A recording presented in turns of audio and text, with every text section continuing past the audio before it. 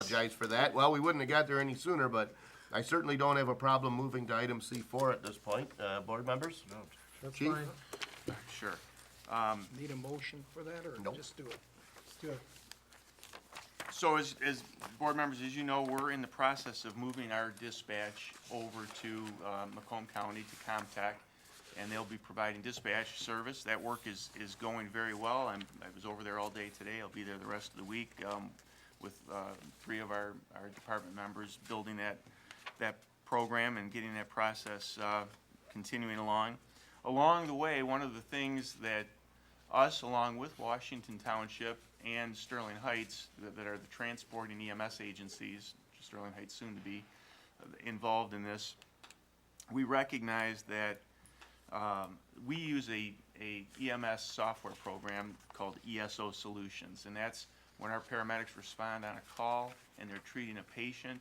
They have a computer in their hand. Now if you go to your doctor's office, they do the same thing, and they're charting the patient as they treat the patient, and that creates a patient care record that then gets transferred over at the hospital and becomes part of the patient's hospital record.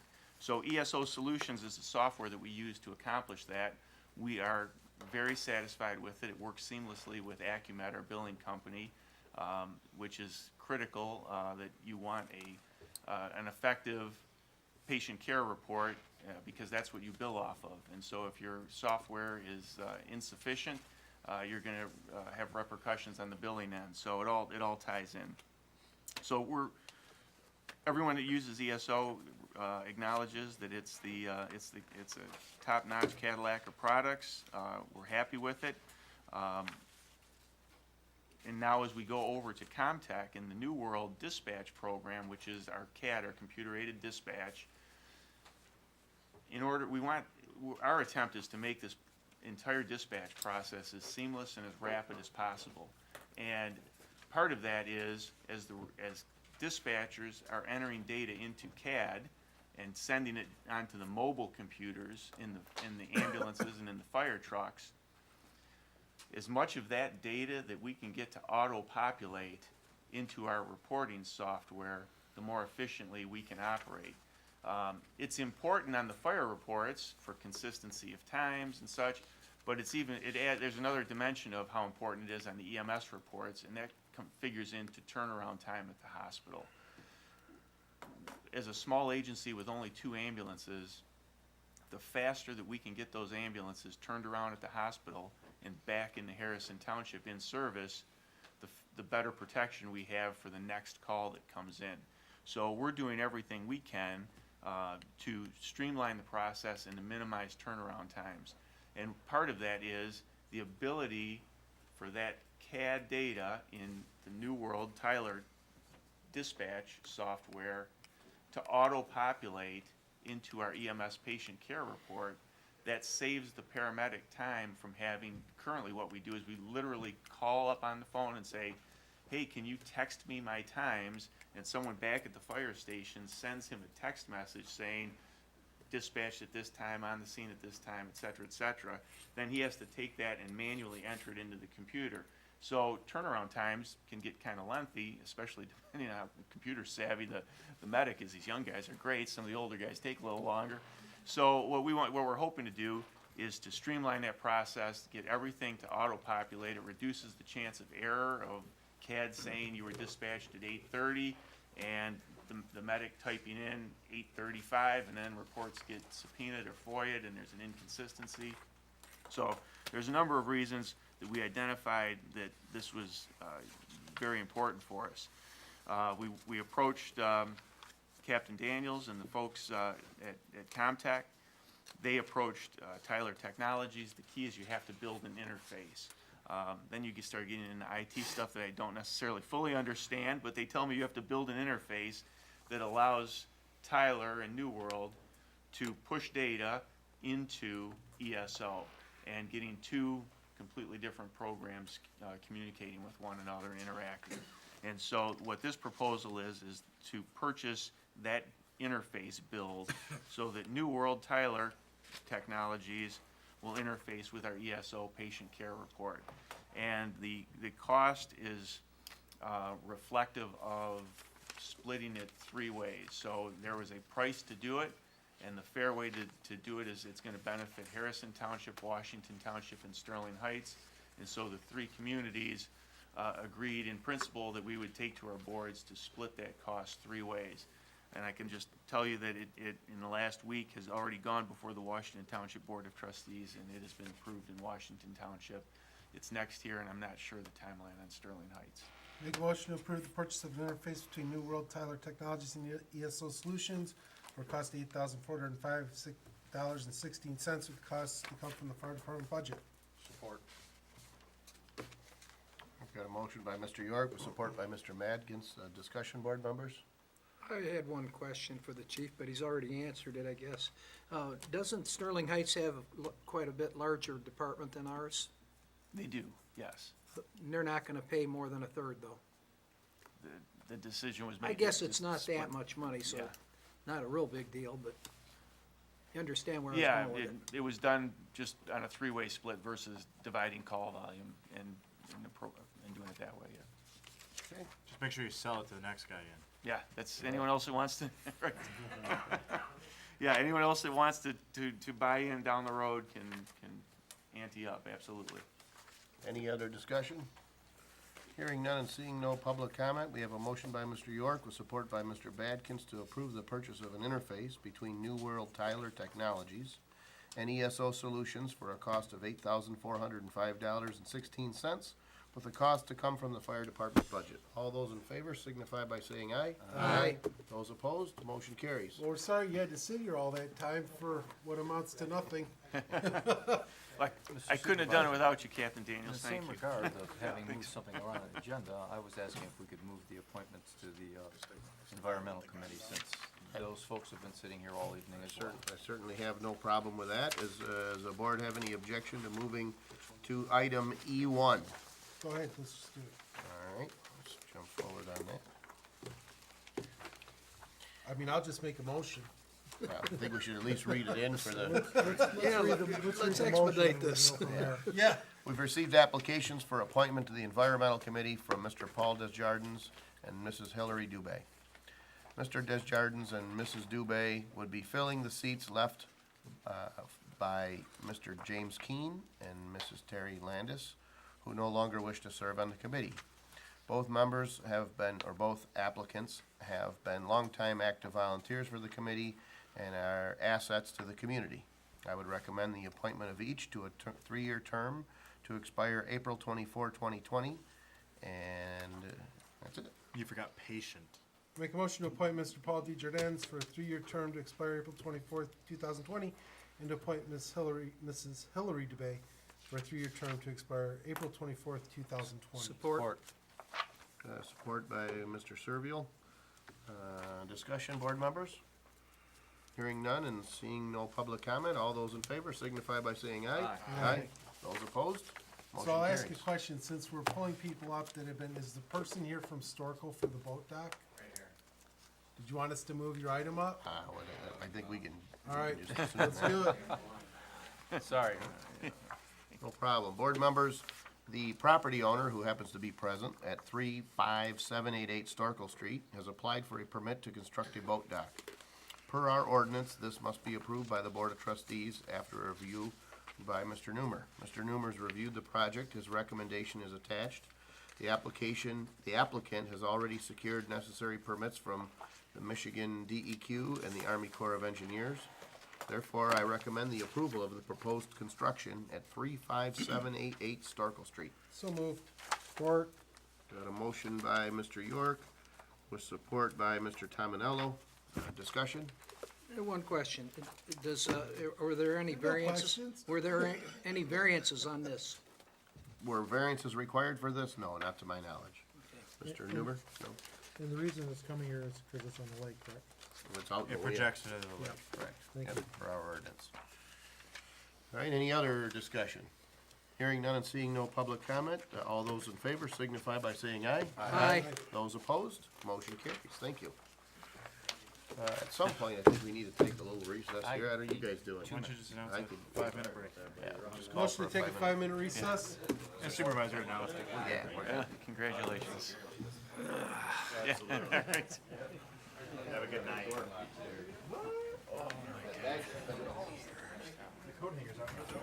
Oh, that's right.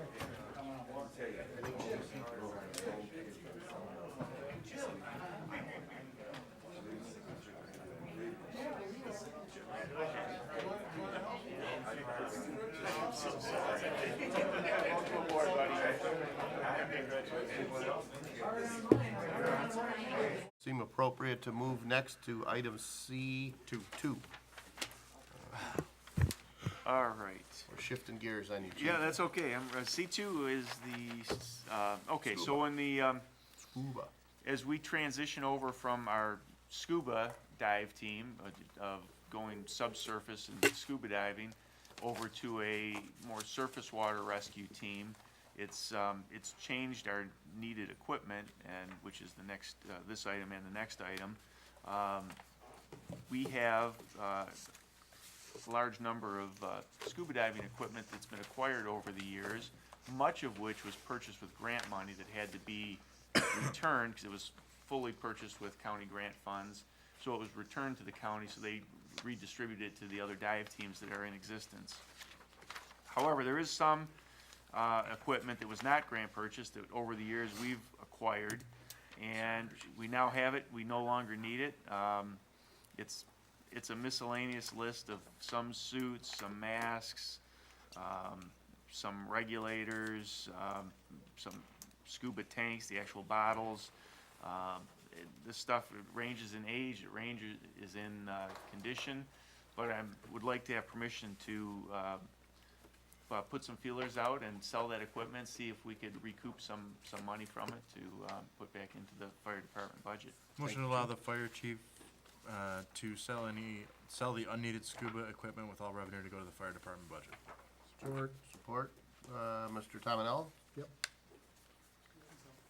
All right, discussion, board members? Yeah, I know it's late, but I got one question for our attorney. If we sold this equipment and say a regulator failed and somebody drowned because of it, would we be liable? Should we sell this as is, where is? I think I agree, it should be sold as is, whereas it's typical for, this equipment to be sold and, as you Just described wanted it. that That's to be put fine. in there. Yeah, Is there a need to modify the motion, or is that something the chief does at the time of sale? Chief will do that at time of sale and I'll follow up with him. Okay, good. Further discussion? Hearing none, we got a motion by Mr. Witt with support by Mr. Tominello to allow the fire chief the permission to sell any unneeded scuba equipment with all revenue to go to the fire department budget. All those in favor signify by saying aye. Aye. Those opposed? Motion carries. Thank you, chief. And we've got one here about some, suits. Yeah, and that the next piece of that is as we now are transitioning over to the surface water rescue team.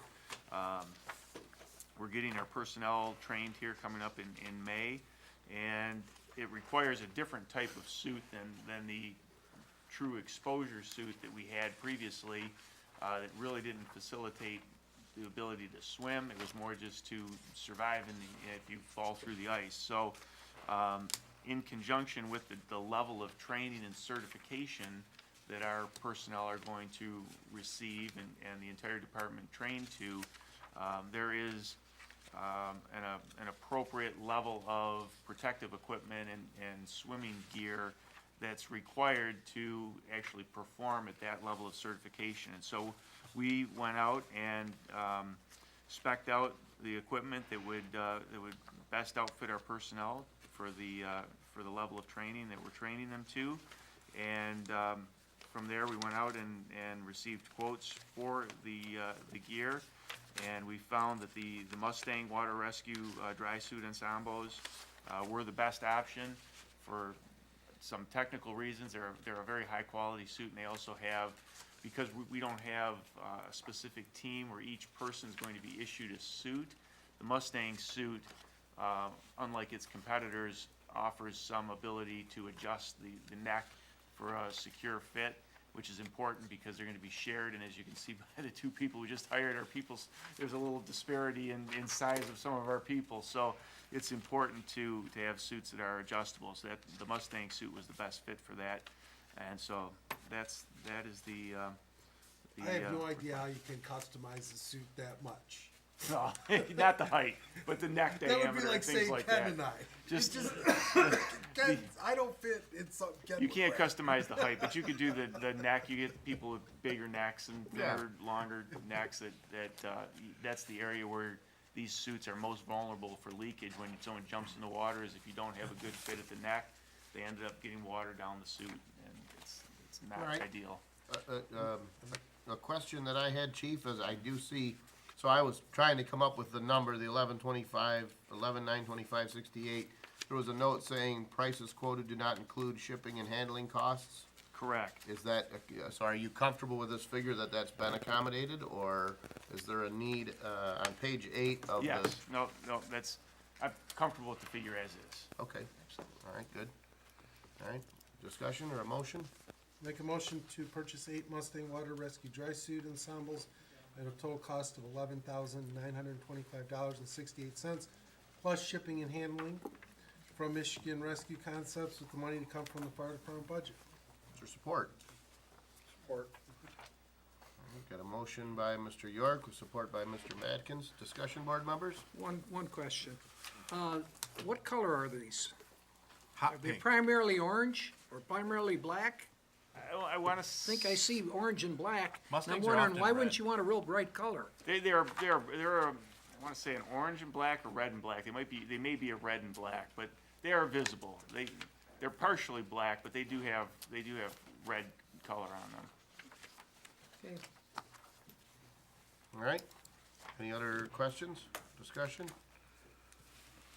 Okay, hearing none, and seeing no public comment, all those in favor signify by saying aye. Aye. Those opposed, motion carries. Thank you, board. Thank you, Board. Now, just add that the training is on track for May with the equipment, and so we will have the team trained and the equipment in place and ready to go for boating season and in place for the season.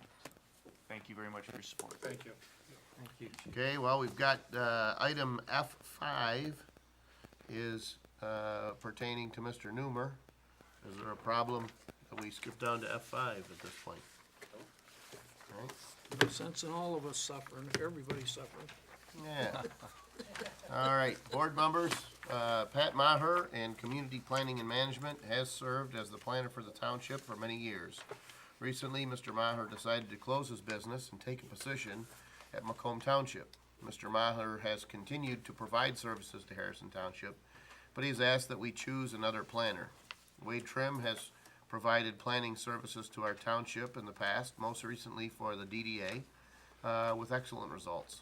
In the interest of maintaining the planning services, I'd requested if Wade Trim might be willing to honor the same contract terms we have with CPM.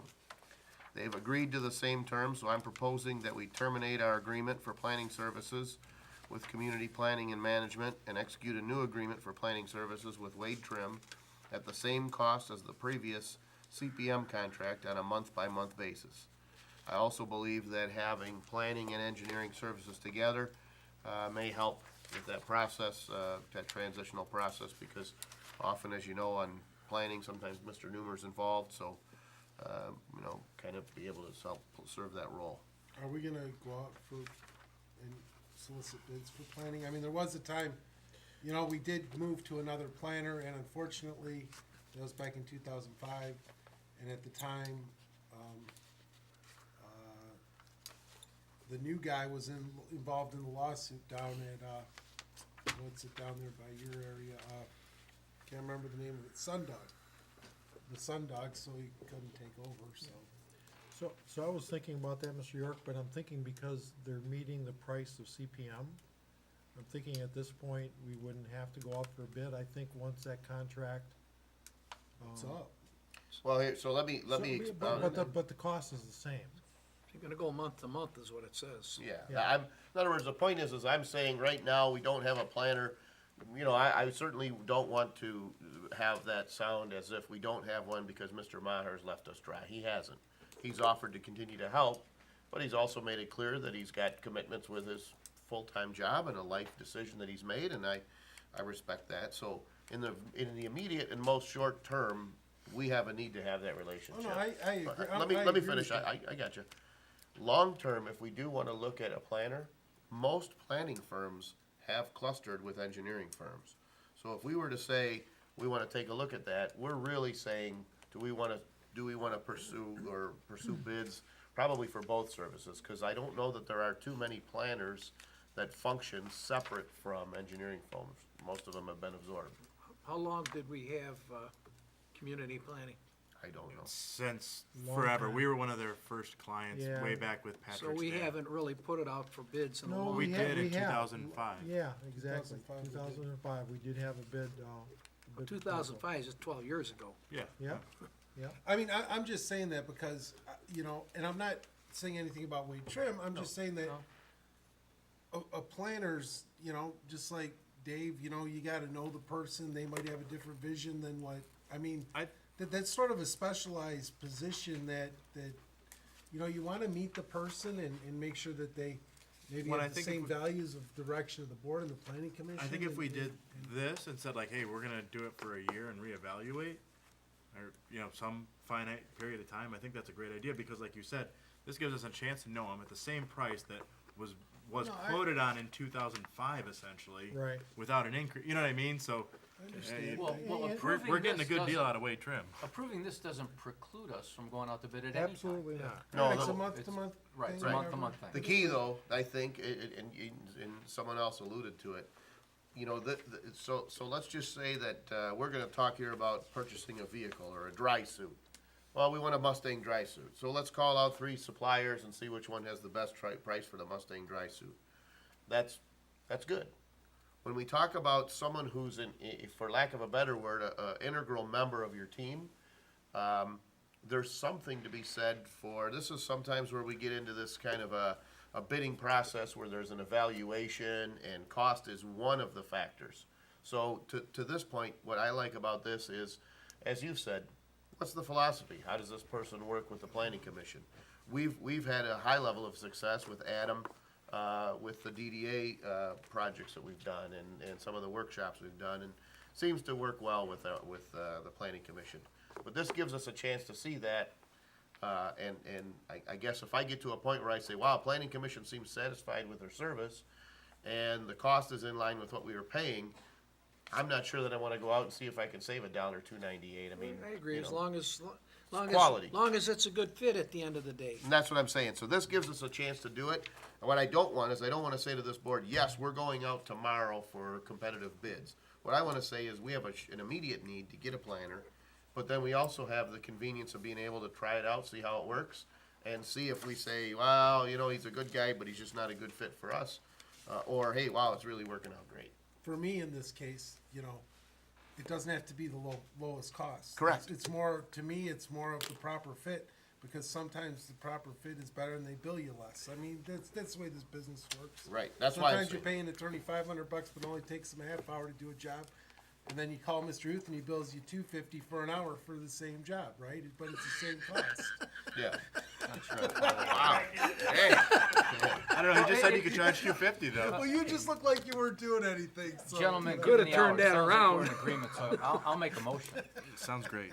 I'll he motion, was the make a lower motion to price. authorize supervisor's office to terminate our agreement for planning services with CPM and execute a new agreement for planning services with Wade Trim at the same cost as the previous CPM contract on a month-to-month basis. Support.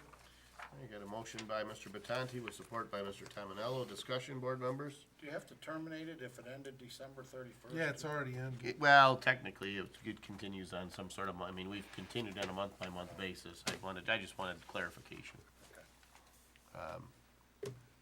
Discussion? So you will notify Patrick that. Yeah, I already told him as much, that this is what well, in the short term, we literally had a need for, Tech team. tech team meeting.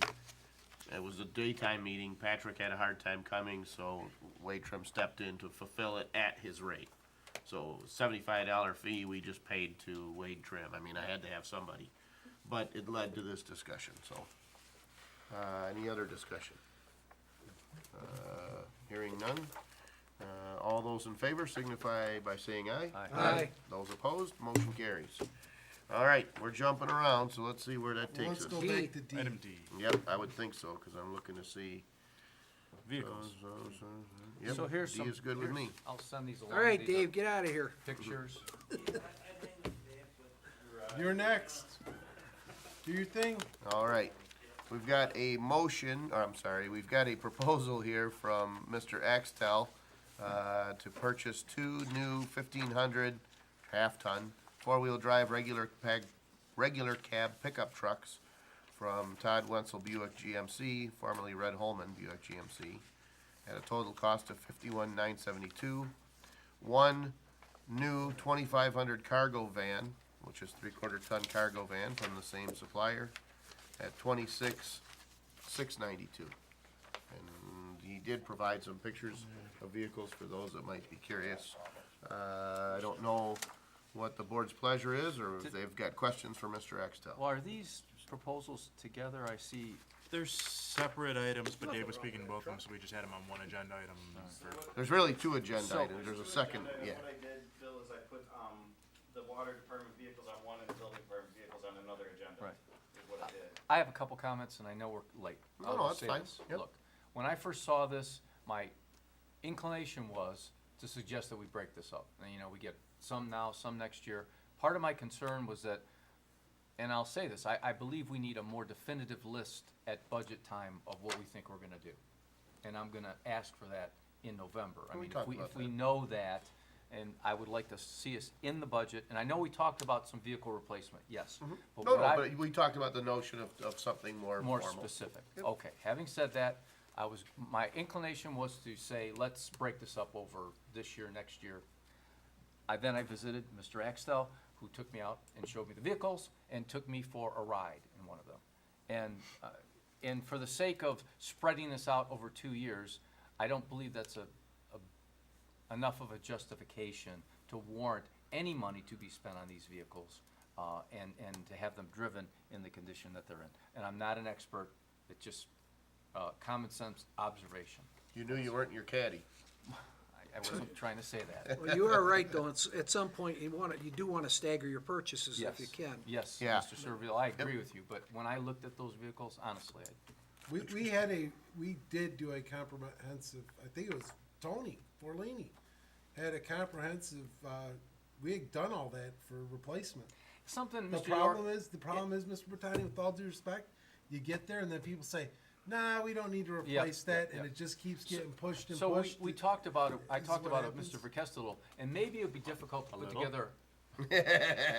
Maybe it'll be, just so our residents understand that we're looking at this, it might be difficult to put together a long-term list, because we don't know how long we can get out of a vehicle, and we use them as long as we can. I mean, I get that. Yep. But we do know pretty much in November what we wanna do the next year, and that's all I'm saying. But for water sewer, you know what the red line is there, is if you can put your foot through the floorboard, then we replace it. Apparently so. Cause every time that's the way And these you don't trucks need- come, when apparently you when don't need put a your gas foot through, gauge. we replace it. You don't need a gas gauge, or the windows just drop whenever they feel like it, so that's really. It's called air conditioning.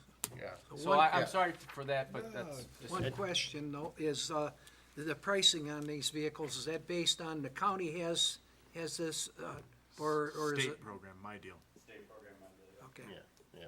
so that's yeah, it is a that's the pre-established. best price available. Let me just say, don't try to go in and buy that 1,500 pickup and expect to get it for $27,000. And just one thing to add regarding the notion of a replacement schedule. The cargo van, the three-quarter ton van, it's a 1997. No, sorry, 2007. Oh, you told me 97. That's the new, so. okay. That's the vehicle that's Yeah, on I the picked road. that one up. Yeah. Go ahead. Yeah, so the issue being that throughout the life of these vehicles, we've all purchased vehicles and got, for lack of a better word, maybe not necessarily a lemon, but a vehicle that just didn't seem to be quite so solid, or another vehicle that really just served you well, you know what I mean?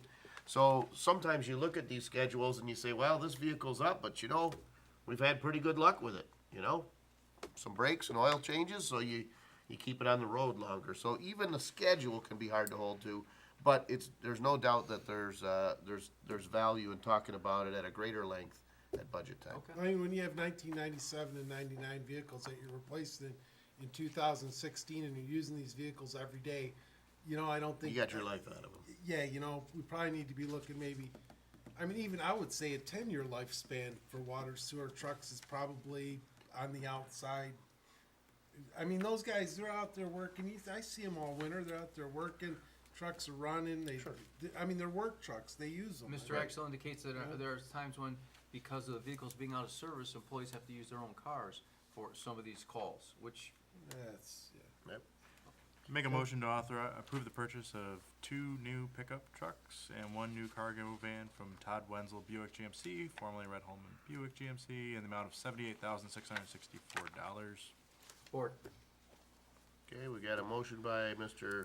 Witt with support by Mr. Batanti. We had a fair amount of discussion, board members. Is there further discussion? Hearing none, we'll open up the floor for public comment.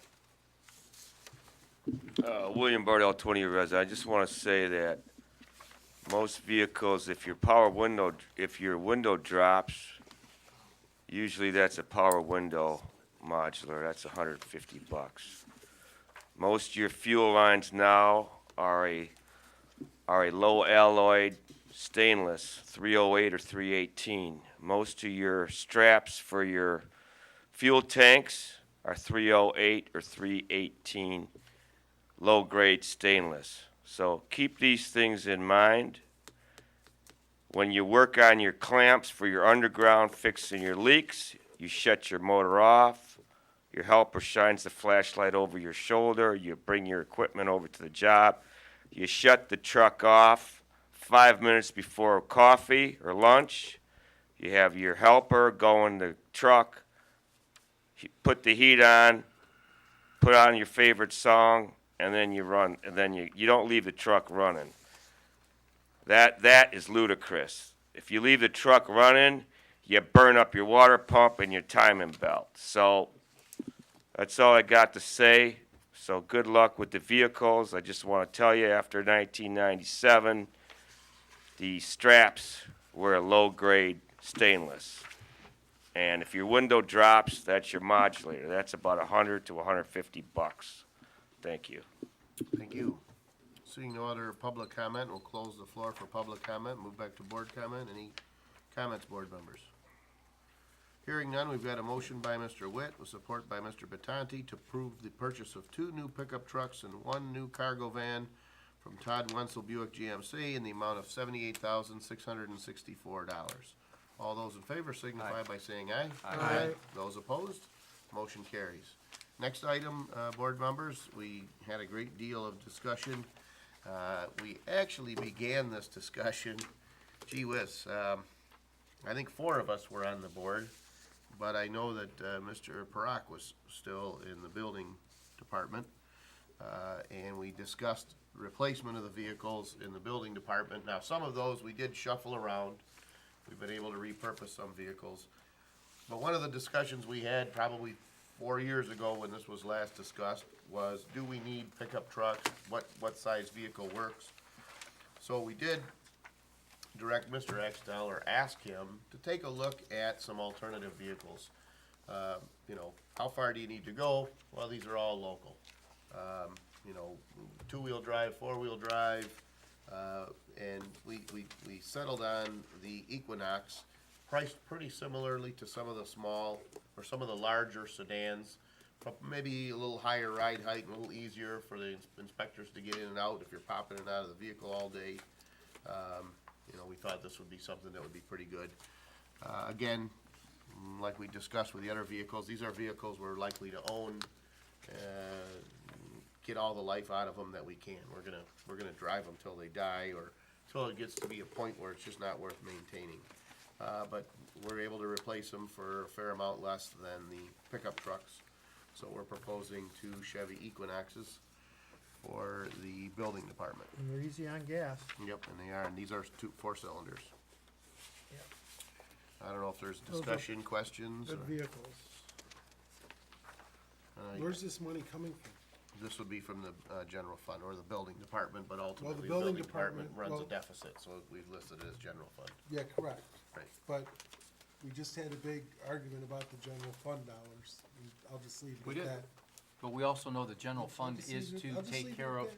so, what I'll say about the general fund is, I believe the purpose of the general fund, one of the primary purposes, not the only purpose, but a primary purpose, is to cover expenses such as this. So I'll leave it at that. That's fine. Is there a motion? I'm sorry, I can't find I would make the motion to purchase. Motion it. to, the motion is to approve the purchase of 2 new Chevrolet Equinoxes from Berger Chevrolet in the amount of $45,162. So moved. Support. Motion by Mr. Batanti, support by Mr. Tominello. I just would ask that we amend the motion to include approval to dispose of the vehicles listed in the items. That way Dave has clear permission to go out and sell those and do what he needs to do with them. Well, I do have a question. Will that money, one, go back to the general fund? And two, is it better for, can we donate them for Mother Waddles? We don't get a tax write-off. We don't get a tax write-off. We don't pay taxes. So I'm assuming the money would go back to the general fund? Unless they're water and sewer vehicles, then it goes to water and sewer. Yeah, we normally send them to the county auction. They don't do Yeah. the county auction anymore. I don't Oh. understand, they're not It's gotta worth. be like an online. Oh, they don't do it anymore, all right.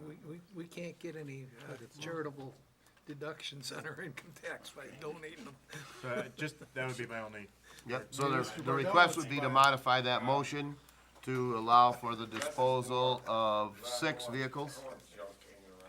Mr. Batanti, Yes, Continue. Mr. Tominello, yes. okay. 7 items left. Discussion, board members? Hearing none and seeing no public comment, we have a motion by Mr. Batanti with support by Mr. Tominello to purchase 2 new Chevrolet Equinoxes from Berger Chevrolet at a cost of $45,162 and to dispose of the 6 vehicles listed in Mr. Axtell's write-up attached to the agenda item. All those in favor signify by saying aye. Aye. Those opposed? Nay. Motion carries. Okay, let's see, that's D. cutting. We're chipping away. Two. Yeah, I F2. voted that way because of the deficit in the building. That's fine. Okay, let's see, we don't need that. We got a few items in here I gotta dig You got through. F2 next? Yes, sir. Looking- Motion to contract with Landscape Services. Well, that's actually not the proposed motion. I passed out to you guys, an agenda, a letter. So I'll read that. Initially, we have had a relationship with Landscape Services. Most recently, last year, they were providing canvassing services as well as the cuts. And just for an update, we did generate revenues of about $3,000 more than the total expenditures. So as an update to last year's, kind of for the board. But this February, we hired a new ordinance officer. We believe that we'll be able to handle canvassing in-house. But we need to hire a company to provide weed cutting services. We've certainly been happy with LSI. But we had a discussion as to whether or not it's best to only have one contractor, or prior to that exclusive relationship, we did have a list of contractors. So I'd asked Mr. Condon to kind of review the various contractors in the area that have done noxious weed cutting in the past, to call them to see if they're interested and would still be willing to do so. What we did is we looked at the fee structure that we had in place before. So we have 4 contractors, or 3 contractors in addition to LSI. XL Landscaping, RCS Landscaping, and Rolling Hills Landscaping. They're all located in Harrison Township. They were all interested in doing the work for the fee structure as it was presented. And that is the fee structure that we've paid in the past. So this way, we're not negotiating or haggling. We've got a flat fee. It was in the letter I distributed to everybody at the beginning. I don't know if each of you have it. It's on the township letter. This one here? Yep. So basically, I'm asking for approval of those 4 contractors and the fee structure: mowing up to a quarter acre, $60, a quarter to a half acre, $75, a half acre to 1 acre, $80, or any large lot or field mowing, $65 an hour. Make a motion to utilize XL Landscaping, RCS Landscaping, Rolling Hills Landscaping, Landscape Services, or LSI, to do noxious weed cutting services for 2017 per the attached price schedule. Is there support? Support. Support, right. Motion by Mr. York, with support by Mr. Servil. Any discussion, board members? And I would like to compliment whoever figured that we can utilize our ordinance officer to do this canvassing. I thought that was ridiculous that we were paying somebody as much as we were. Well, keep in mind that we were short a person last year, I so I understand. mean, we were able to keep up even though we were short a person. So in the end, we'll probably save some money, but we believe we can do it in-house, so we're gonna go back to doing that. Brian and I offered to do it for $400 a week, which was half of what it was. You could have made $8,000. Any other discussion? We'll open up the floor for public comment. William Bardell, 20-year Harrison Township resident. All I can say is, like the old guys say, I'm from Missouri, show me. I don't believe that you're gonna get somebody to canvass the area. So, if you're gonna make me spend another $20 this year on ink to bring pictures with arrows and dots and arrows, like the movie Alice's Restaurant, please, take care of this issue. Please. Don't make me waste all my ink. Thank you. I have approved this message. Thank you. Seeing no other public comment, we'll close the floor for public comment and move back to board comment. You know, there's always a learning curve, but so far Jim's been doing a good job, Mr. Harris, and I feel confident he's up to the task. Any other discussion? Well, aren't a lot of these based on a complaint from somebody? Yeah, so in some cases, they're complaint driven. It's pretty hard to drive every street every week. No, that's what they said they're gonna do. I know. That's what the previous company did, but we paid a premium for that. We've had a discussion with the building official on, you know, a way, maybe we can't do every street every week, but we know that there really are kind of, for lack of a better word, there's some hot times. And then there's some times when, I guess I'm hot, right, probably isn't the word time. There's some peak times when noxious weeds are an issue. We're getting almost to that peak point right now where you're gonna see some yards that are pretty ratty. You know, I feel confident he'll get the hang of it. And Mr. Condon did it prior to us outsourcing it, so I think we're in good shape. Any other discussion? Hearing none, we have a motion by Mr. York with support by Mr. Servil to contract with the four aforementioned contractors at a fee structure as provided to the board for noxious weed cutting services for 2017. All those in favor signify by saying aye. Aye. Those opposed, motion carries. All right, next, item F3, board members. At the February 13th regular board meeting this year, the Board of Trustees authorized advertising and interviewing for a part-time mechanical inspector. Since that time, we've had very limited interest. I believe we had two folks basically apply for the job, but unfortunately, neither of them met the qualifications to apply for the license, so they weren't actually technically eligible. They may have had field experience, but, you know, we reached out to say you need some additional things. In addition, our current dual certified plumbing and mechanical inspector informed us that he would be leaving at the end of June. So when we look at the volume of work for both of those trades, it's increased, and we also have put backflow inspection in as a part of that as well. So I'm asking for authorization to advertise an interview for the full-time position of dual certified plumbing and mechanical inspector with a recommendation to come back before the Board of Trustees. The dual certified inspectors are not as common to find, but I'm hopeful that by offering a full-time position, we may be able to see some candidates. So how much cost is that gonna add to the already deficit building department? Well, it won't be, We all have, we have part-time, right? I can't remember how it all worked, but I think we just have part-time right now. We have a full-time building inspector, part-time electrical inspector, part-time dual certified mechanical plumbing inspector, and then we just hired Mr. Harris full-time as our ordinance officer. So we're gonna But go our- back to two full-time guys? no, hang on, but our current, Wow. hold on, no, hey, hold on a minute. Our current dual certified plumbing and mechanical inspector came to us earlier saying that he would not be able to keep up with the work this year, considering the things that are before him. So therefore, this board back in February said, well, all right, go ahead and advertise for an additional 24 hours, if that's what it was, to try to find someone part-time. So what we're talking about is, we're talking about in essence paying one guy $36 an hour for 24 hours and another guy 30-some bucks an hour for 24 hours.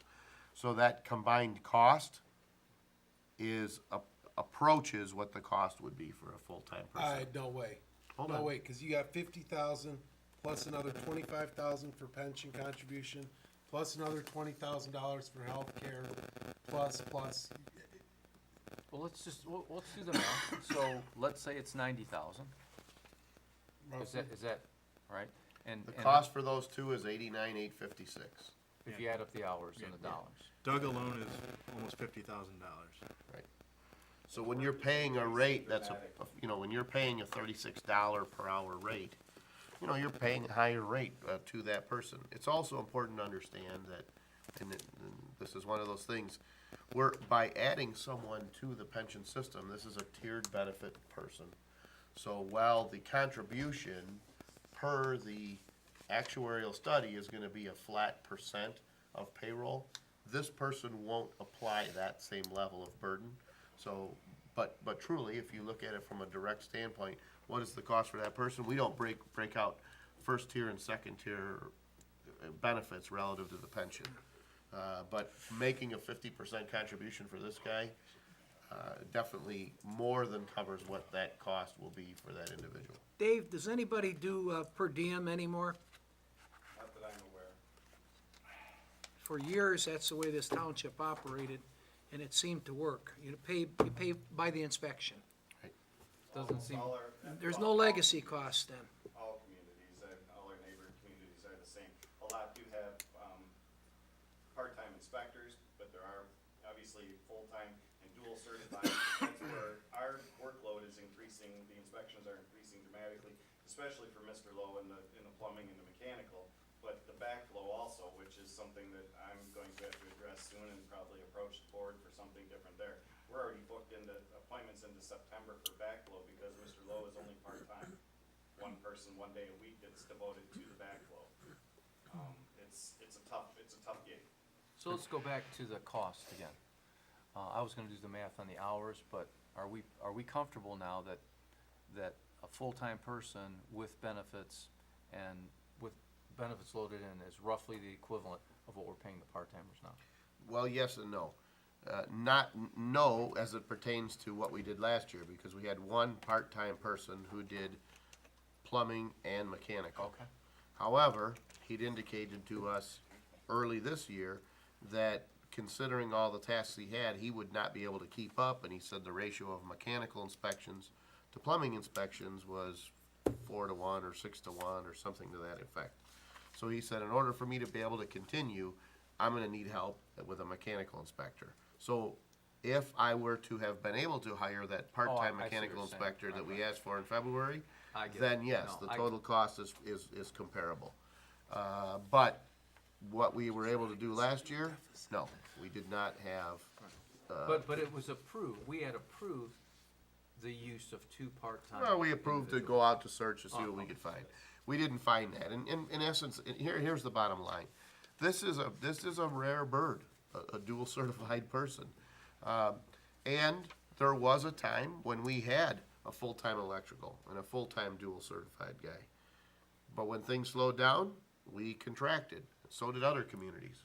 And so there were guys saying, well, I'm gonna work a few hours here and a few hours there. We've had folks apply on the building side of things, saying, I just wanna be able to work for one place.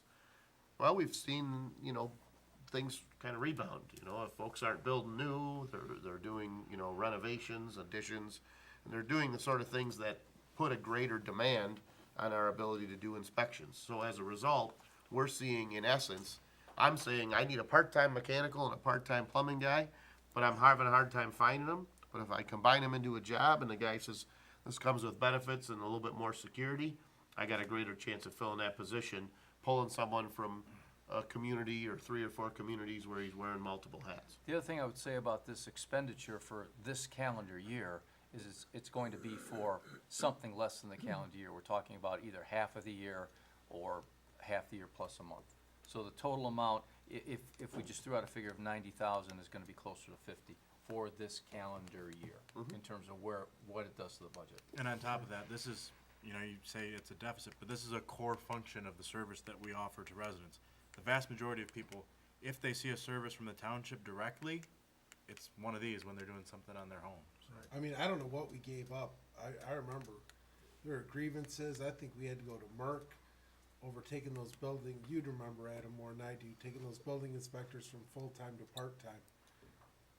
That's my concern. Once you go to full-time, and if you find that he's not busy 40 Never hours a gonna get week, out then of what do you that. do? Well, as long as he's a backflow inspector, he'll be busy. Well, you know what, we hired 2 ordinance officers because somebody is supposed to go inspect departments, and we know how that all worked out. I mean, Well, we I say, didn't- I I mean, didn't, I mean, but somebody did. unfortunately, we say things here, and then they don't pan out the way we want them to. I didn't do We sit that. here and it's rosy, and we say, oh, we're gonna hire this guy, and he's gonna pay for him because we're doing this backflow thing. I didn't say he was And gonna then pay some- for him, and I then said he was gonna be somehow- busy. And then somehow down the line, that all changes, and we forget why we were doing what we were doing. All I'm saying is, we went through a lot, and Adam and Tony did, to get the full-time guys to part-time guys. And remember this, once you do this, you're not gonna be able to go back very easily, because the union's gonna buck you every step of the way, just so you know. And the building department is running a deficit, which the auditor does not like. How many lots are still left over in Brigantine that aren't built? I 10. honestly don't Not know. many, are there? No. Well, 10, maybe? I mean, I'm just looking at how much new construction are we gonna have this year, next year? It's not new construction that's driving his workload. It's replacement of units. I mean, it's the mechanical side where there's a lot of replacement. New work. construction takes a lot longer for the inspector to do, though. My impression talking with Mr. Condon, it's not the new construction that's driving his workload. It's a lot of replacement units, and obviously backflow is a huge aspect of it. How much are we getting paid on the backflow? Don't we charge? Yes, How much? it's $50 an inspection. Now, is that going to the homeowners? Yes. Is that going to the homeowner? No. Is it It's charged to the charged to the homeowner? Charge to the No, homeowners. where are you doing backflow inspections? At the homes. Everywhere, homes, businesses, everywhere. It's Are we part of our- requiring an affidavit from someone that tests it? Yes, Then why in the world do we have the inspector, plumbing inspector You know, check? That's on the commercial side, we're so far off are, here, man. that's the law. Let me just say, at 20 to 1, I don't think we wanna open Well, I the can wanted, of. I do, because that's Yeah. a thorn in my side. But it's not germane to this agenda item. It sure is. No, it's not. You're trying to hire an inspector because you're saying there's a lot of backflow preventer. You know, I don't think we should be doing that at all. The guy's We got don't have a to, choice. I don't Yeah. think we Well- should inspect buildings. That's just as Right, silly. we don't have, with the decision to do backflow inspection is not a decision we make. DEQ requires us to do it. they require an affidavit from someone that did test it, don't they? No, sir, that's not true. There's a much deeper subject than that. If you have a backflow prevention device, then there's a need for that, but that isn't the sum total of all backflow prevention inspection. So But if for you have a device, it needs to be certified by someone other than Well, then our. it's not backflow prevent, you're talking about cross connection and stuff like that. It's a whole program. so what, are we going into everybody's home in the whole township? Is that what you're saying? If they have a device, if they have a The device. DEQ is required, so let me use this as a parallel. Stop. No, not What- stop. what- Let me use this as a parallel. Let- There let was me a just time ask when a smoke question. detectors weren't required. Then they became a law, and some folks had carbon monoxide. Now that's a law. We're dealing with the same thing. Initially, DEQ said, we need you to get to these high-risk issues, and we want to see these devices.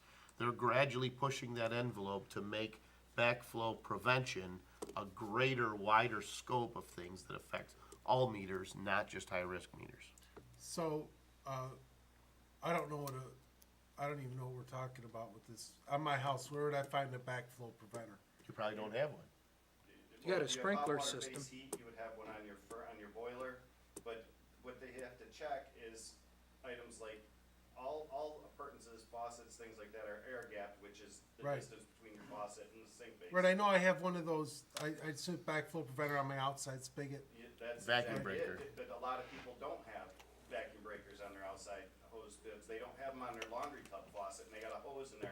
laying in the basin, then the washing machine drains into there, and then that water, and then I have water main break out on the street, and it siphons back into the system, and there it is in my system. Our homeowners association has been paying, we have 4 sprinkler systems.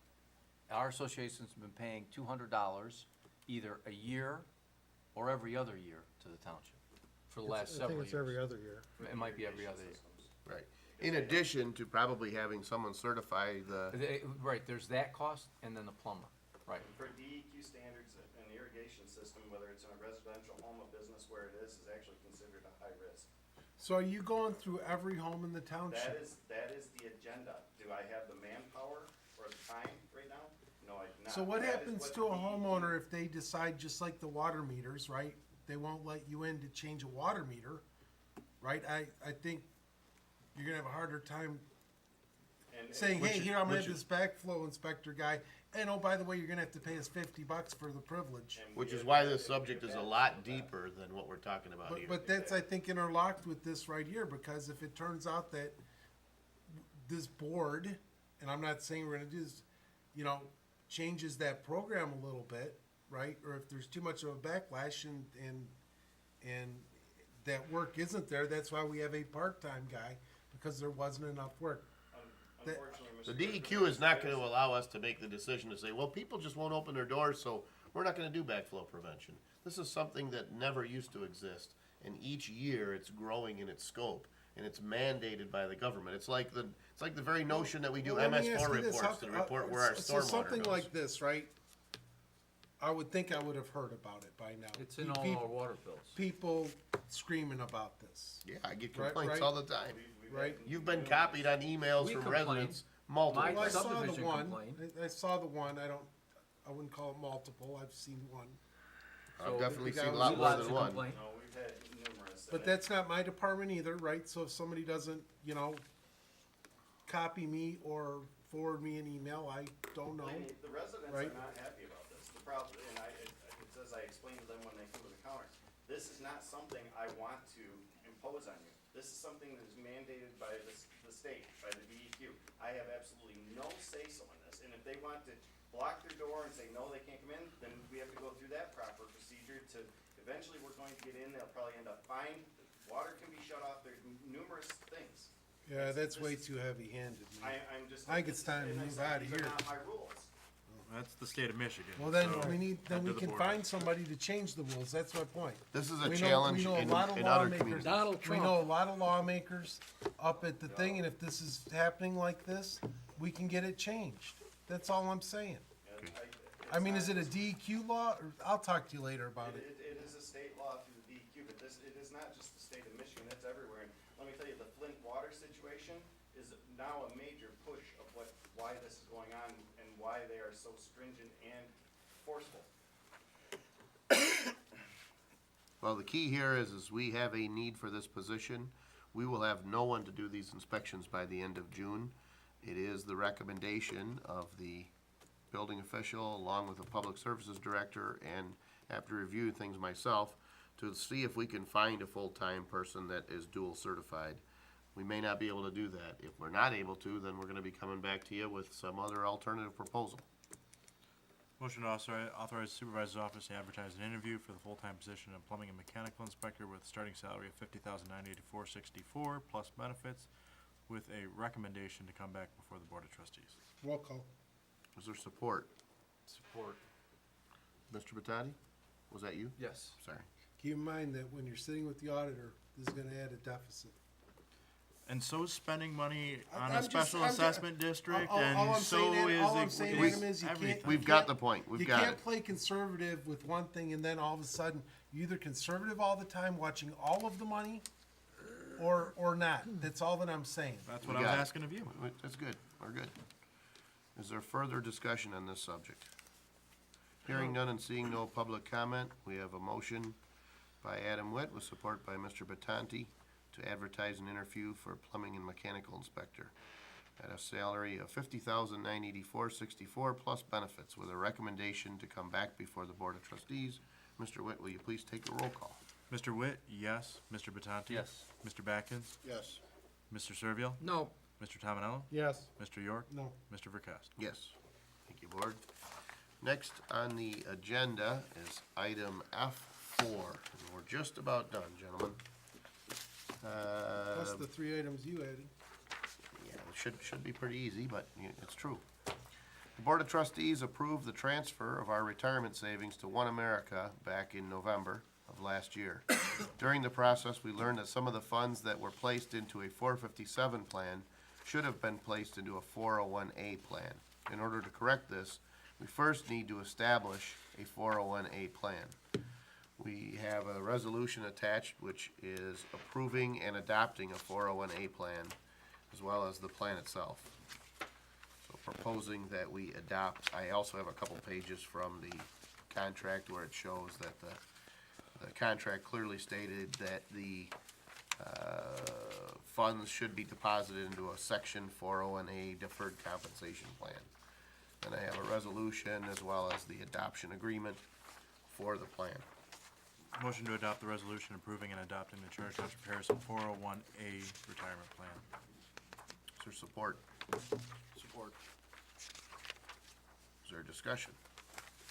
Just, I think I had asked, is there any negative implication for anyone as a result of this? No, the negative in regards to, No penalties for moving money or? yep, so let's talk just a brief thing there. Very brief. We've got two things here. One is, we know, we've talked to multiple people. There's no question that it should have been a 401A plan. Okay, We can't go back and reinvent why yes, our previous finance director decided not to do that. We do know that those funds should have been in a 401A. At a bare minimum, we need a 401A. okay, What we do with the funds backward, Sure started. we don't know. okay. We're still looking for legal advice on that. All right. So, we're not taking action Doesn't other even than look to like a establish resolution. the plan, because we know all along we should have had a plan. Understood. When we get legal advice and the fellow says, oh, the IRS won't mind, or the IRS themselves say, we don't mind, I gotta have a plan to dump the money into. Okay. So that's all I'm asking you to do, is to adopt the resolution which creates the plan. Thank you. Any other discussion? Hearing none, Question, resolution is numbered page 41, that's the beginning of the resolution? no, it's actually it's the third page in, adopting resolution. It says page 1 of 1, it's the third page of this. Mine says adoption agreement for governmental volume submitter money purchase Nope. plan. Li- That's- Literally go to the front of your package, turn the page twice, you'll see the adoption. Turn where, what, Turn to one more page, yeah, that's the adoption, that is the adopting Okay. resolution, that's what we're doing. We're basically forming this plan, adopting it. All right? Any other questions or discussion? Hearing none and seeing no public comment, we have a motion by Mr. Witt with support by Mr. Badkins to adopt the resolution approving and adopting the Charter Township of Harrison 401A retirement plan. Mr. Witt, will you please take the roll call? Mr. Witt, yes. Mr. Batkins? Yes. Mr. Batanti? Yes. Mr. Servil? yes, Mr. Tominelli? Yes. Mr. York? Yes. Mr. Verkast? Yes, thank you, Board. Next is a resolution honoring Terry Landis. Board members, Ms. Landis has been an exceptional hard worker and leader for the Environmental Committee for several years. She has asked to step down from that position, and we have a resolution honoring her, and I'd be looking for a motion to adopt So such moved. resolution. support, She will be missed. She was sort of the glue that kept, each committee has that workhorse. She certainly was the workhorse of that committee. Absolutely. Got a motion by Mr. York with support by Mr. Servil to adopt the resolution honoring Ms. Terry Landis. Discussion? Hearing none and seeing no public comment, Mr. Witt, will you please take the roll call? Mr. York? Yes. Mr. Servil? yes, Mr. Batkins? Yes. Mr. Batanti? Mr. Tominelli? Yes. Mr. Witt, yes. Mr. Verkast? Yes. Next, we had listed as F7, the issue regarding the auditor. Yes, Board. As I had sent out to you an email, the accounting department, as we know, has been short-staffed due to a disability of an employee.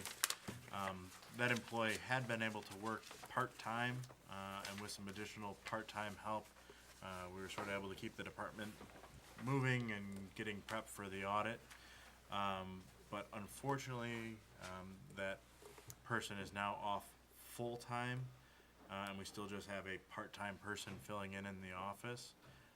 We're able to get through with normal operations, but with the audit approaching, we're looking for some additional assistance to prepare that. First off, we're looking for some part-time help in the accounting department to have a full-time, part-time person. So anybody knows anybody that's interested, we're looking to fill that position to backfill that leave, and that's already been approved by the board.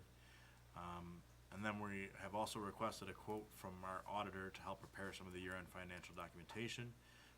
They've given us a quote for $17,000 to perform approximately 120 to 140 hours of work needed to start the audit. This is a not-to-be-exceeded amount, and will be based on actual time worked. The accounting department is working on the list, and as I updated you today, have already begun to check off several of the items off of the list in order to, reduce that cost out for that audit prep. A portion of that $17,000 is $4,000 for the reconciliation of the OMID bonds. The auditor said that in the past couple of years, that's been an extra that they've charged. This year, with some of the refinancing in some of the bonds that they've done, that will involve additional work. So I'm requesting board approval. Do we have for- a sheet on this? No, I do the same emailed it thing? out on Friday, and then you got a follow-up email today.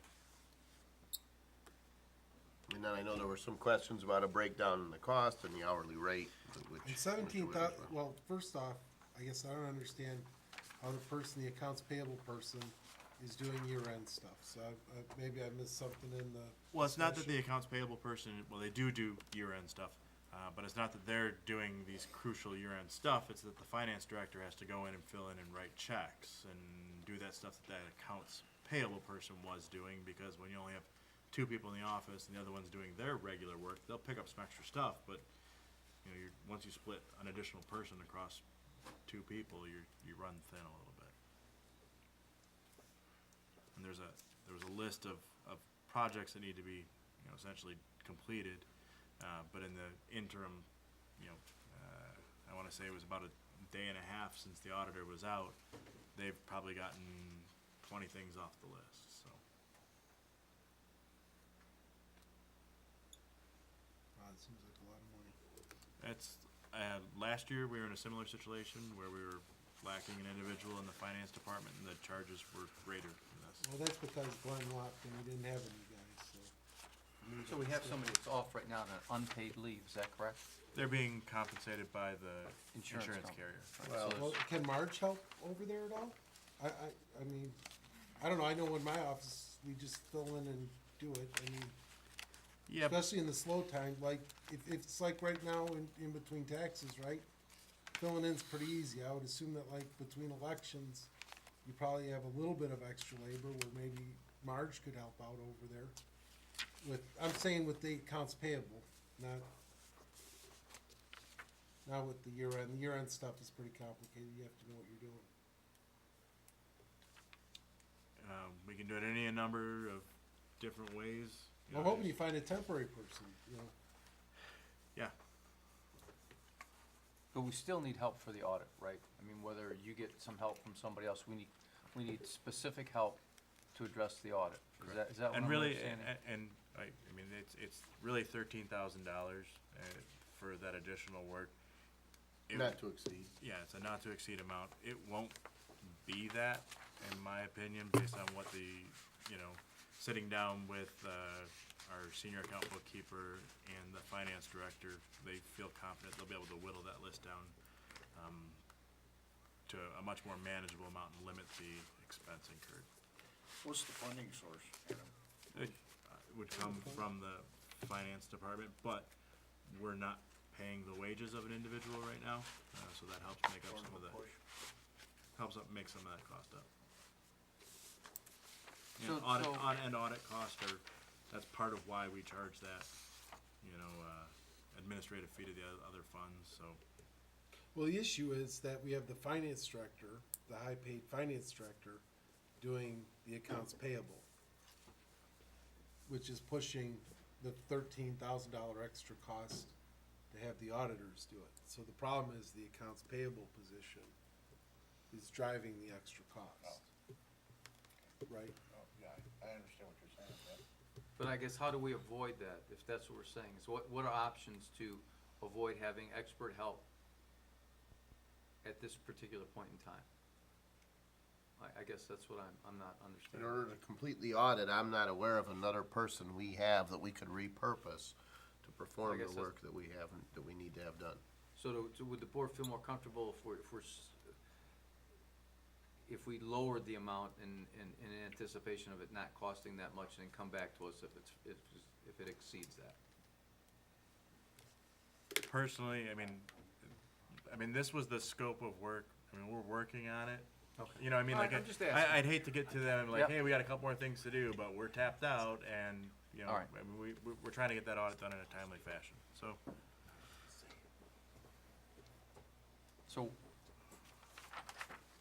So we'd be looking for a motion to approve up to $17,000 of additional cost to complete the 2016 audit. So moved.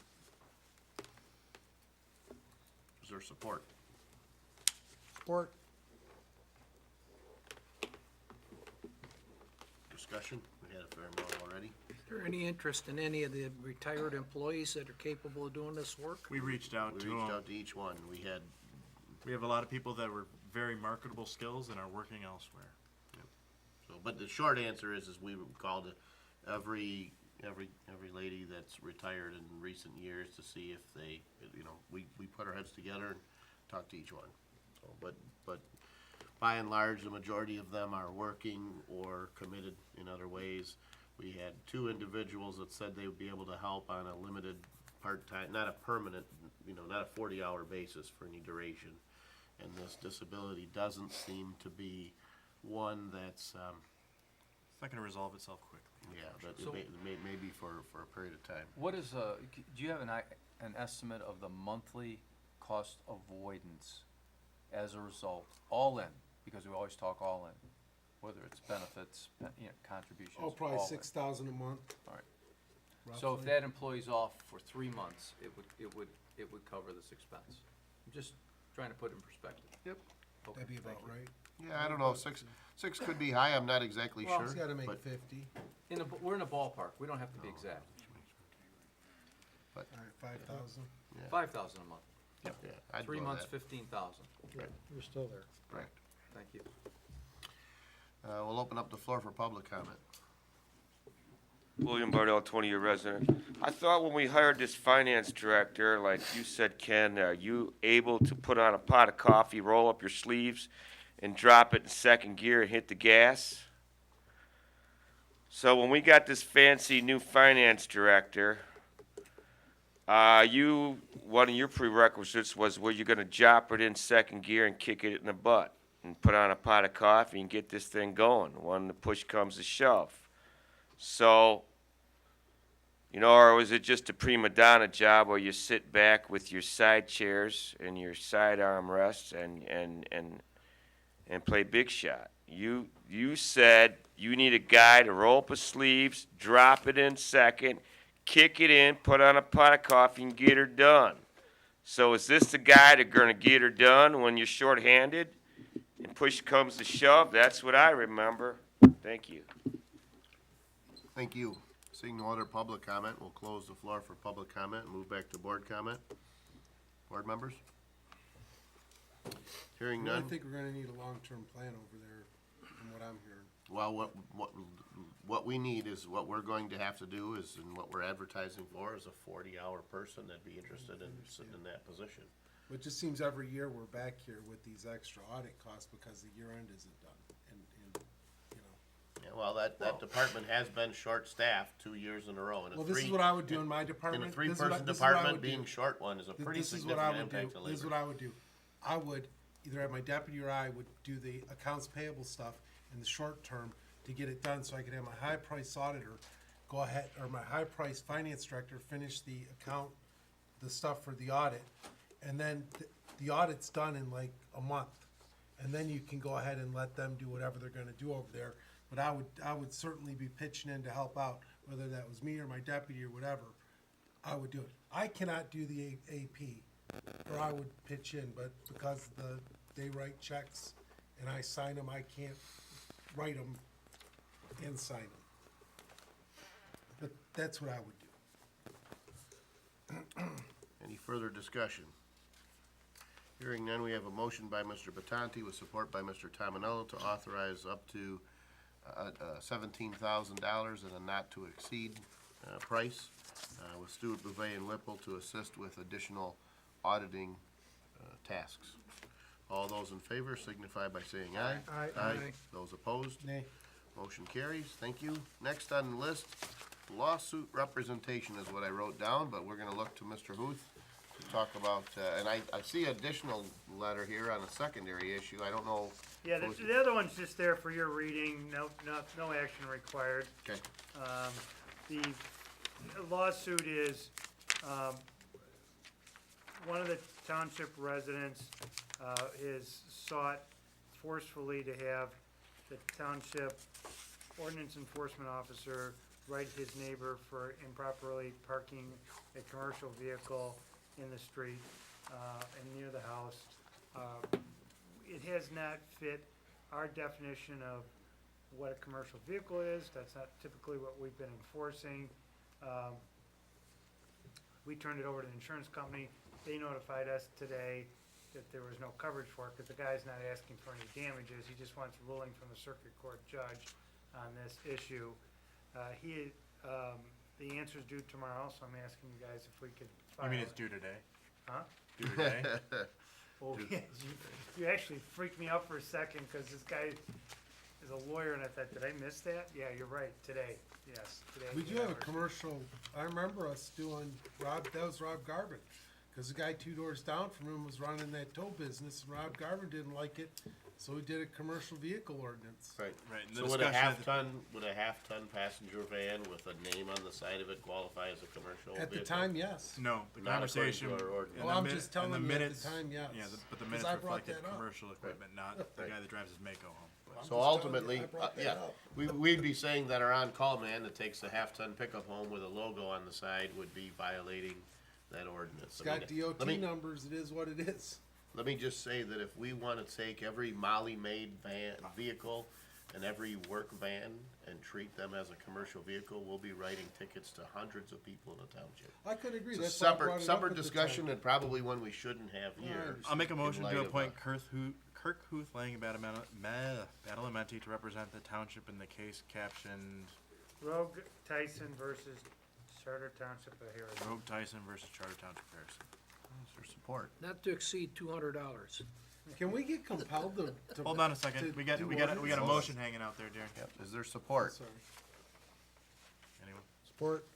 All right, got a motion by Mr. Whit, with support I've by never Mr. heard of, Tominello. I've never heard of a case like this where we're Yeah, getting. actually, we do get them, and it's this kind of situation, usually a lawyer who's angry, but he filed the wrong procedure here. He should have asked for a writ of mandamus, and instead he asked for a writ of superintendent control. So if we would've had enough time, we would've got it dismissed tomorrow. We're gonna work by the end of the week to get dismissed. Okay. Okay, We have to vote on it. yep, motion by, Mr. Witt, sorry. seconded by Mr. Tominello. Mr. Tominello to retain Kirk Huthlang and Badalamenti for Rogue Tyson versus Charter Township of Harrison. Discussion board. Hearing none and seeing no public comment, all those in favor signify by saying aye. Aye. Those opposed, motion carries. Last item is the discussion regarding the trees. Board members, in the interest of trying to preserve the bidding process, I'm going to refrain from sharing with you the price that we were given But as you know, we typically utilize one contractor to do tree services throughout the township. He's reliable, township resident, very consistent, very good work, and anytime we've bid him out, he's always been the low bidder. And a lot of times these are $300 jobs or something where we're not, I'm not gonna secure 3 bids. I had described to you that a couple large oak trees had fallen from the township's parcel across a drain and kind of just bordering the backyard of a few properties on Thornwood. When we got the price, we were surprised at the amount of the price. So I brought it to the 2 other full-timers to say, wow, what do you think we ought to do? And collectively, we thought it would be worthwhile to get a second quote at a bare minimum. There's a firm that's been doing work in the township for Public Works, and they recently secured their bid by being the low bidder, so we asked them for a bid. I was hopeful that I'd have that quote tonight and be able to tell you what the 2 were. I don't have it, but I'm just looking for authorization from this board. When I get both of those bids to talk to kind of authorize the full-timers to get one company or the other started on this, because these are some massive trees, and this work needs to get started or, protruding into people's backyards. But I also had correspondence with the insurance company to see what level of coverage, does this fall under the 1,000 or the 10,000? So I've got to file a claim report with them. But the insurance company said regardless of that, we're free to kick this work off so that we can address this, make sure you're going through a quote process. So I'm really looking for authorization for the 3 full-timers to choose a tree company to clean up these 2 fallen oak trees. I understand the scope of the work. We're just gonna cut them up and pull them back into the 155 acres. That's correct. It's not cheap, but Yeah, and the problem is that I don't wanna say what it is, but yeah, these are 4 to 5 foot diameter trees. I mean, they're monsters. So this takes equipment. They'll probably have to clear a path to be able to drag them in there.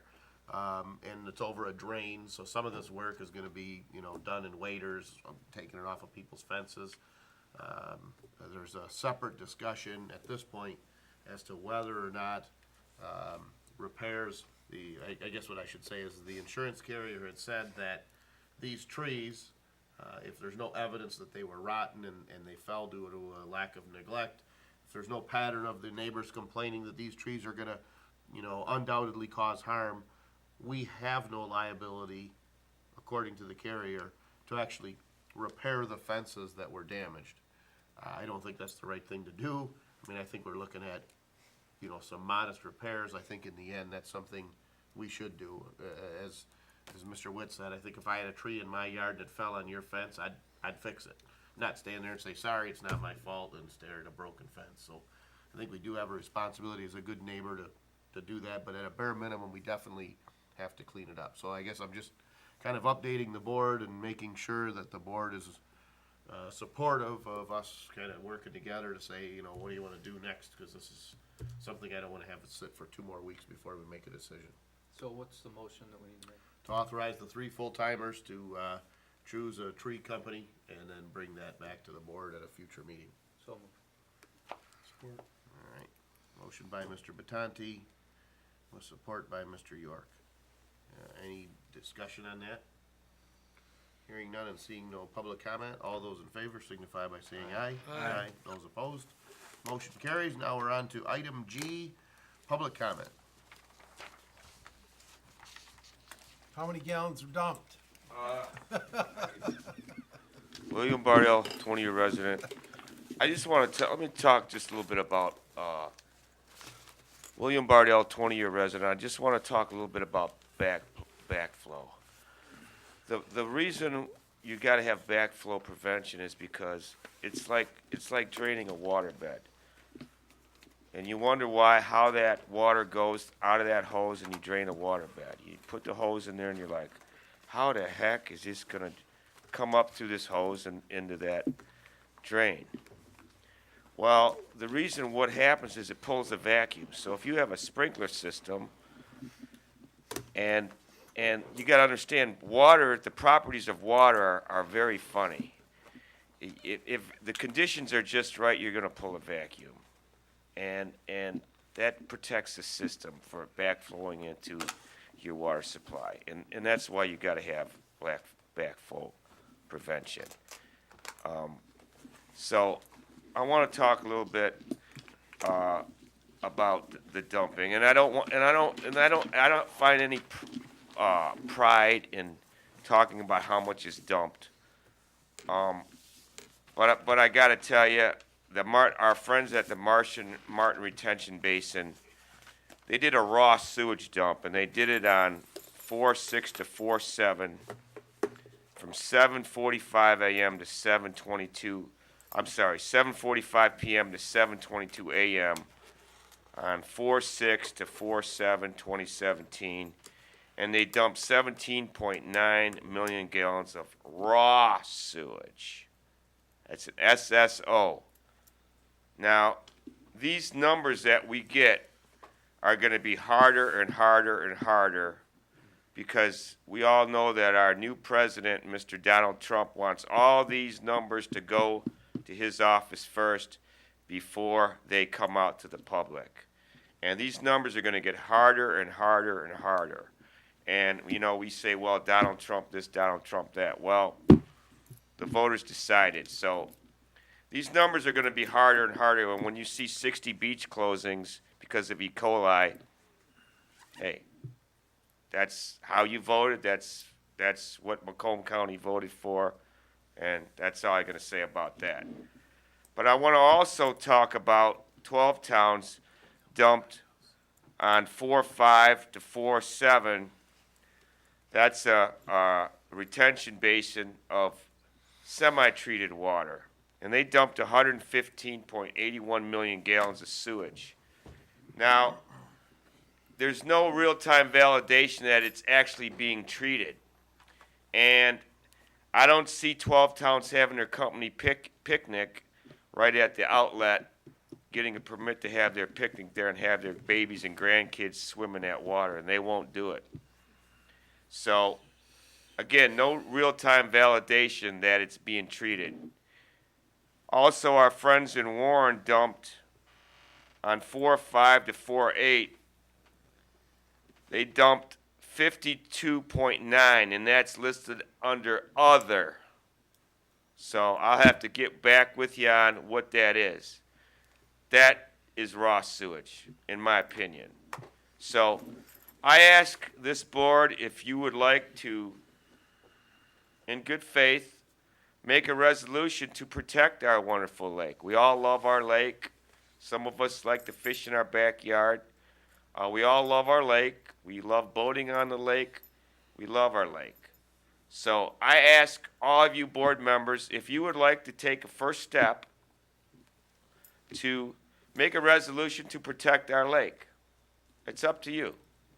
So if you want to make a resolution, that's great. I think that would be a great first start to make that resolution to protect our wonderful Lake St. Clair. Other than that, board members, I wish all board members and residents a peaceful and safe evening, and thank you very much. Thank you. Seeing no other public comment, we'll close the floor for public comment. Is there any board comment? I do got one thing, Dave. We were cleaning up the town, cleaning up the ditches on Saturday. And off of, I guess that would be the north side of Metro Parkway, just west of North Point, somebody came in and cleared those lines, those electrical lines. They took wood that they cleared and filled in our ditch so they could cross with their equipment. So my question is, when people come into our township and do this, obviously to maintain their utilities, I wanna say, who's following up with them? I mean, I don't believe you should have to, but obviously, to me, cause we noticed it, because there was water sitting on one side and nothing flowing through. Mr. Backins noticed that I was too tired to notice it. So, I just wanted to make that point, maybe you could just look at it and, Let me take a look and see, yeah. see if I can determine. But in future trimmings and stuff like that. In general terms, they don't have to come and ask us to, they don't even have to tell us that they're there, because they don't receive permits from us, they're not Can licensed they through us. leave a mess in our township though? and block No, our and drains? and so I can address that a little bit, because as you recall, we agreed to spend some funds, I asked for up to $10,000 and so forth. The mini excavator came up across that same site, so Public Works and actually Mr. Ferlini called me to say, hey, come take a look. I know, Candace Miller had a press conference there, and so behind that area where the actual Vanter de Buff comes through, there was quite a bit of debris cleared out of the drain and cleaned up there, flowed real nice when they were done. And our guy, or the Public Works guy, drove across that same thing, so I saw that there. But I mean, it was already there, cause I said to Tony, I says, what the heck is the guy doing? He says, that was already here, presumably from when, right? So, but, you know, it is kinda like an access point, but it's, you know, I get in the short term, you wanna get a piece of equipment across that drain, Absolutely. or that ditch, but it should have been removed after the work was done, but it That was was my there. only point. Oh, yeah. Yep, So I absolutely. do have a question. Ms. Ruth, did you have a chance to look at when we need to have those petitions in? I saw the statute that he did, and it talks about having a hearing. I'm not sure which hearing it's referring to, so I'll look at it tomorrow. Yeah, it just says Hearing date, yeah. the hearing date. So what is that? Is that the first, like, public motion? Is it the second? Is it the third? Yeah, or it could have been It's very tonight. vague. That's what I Yeah, said. yeah. I read it. Yeah, All right, well,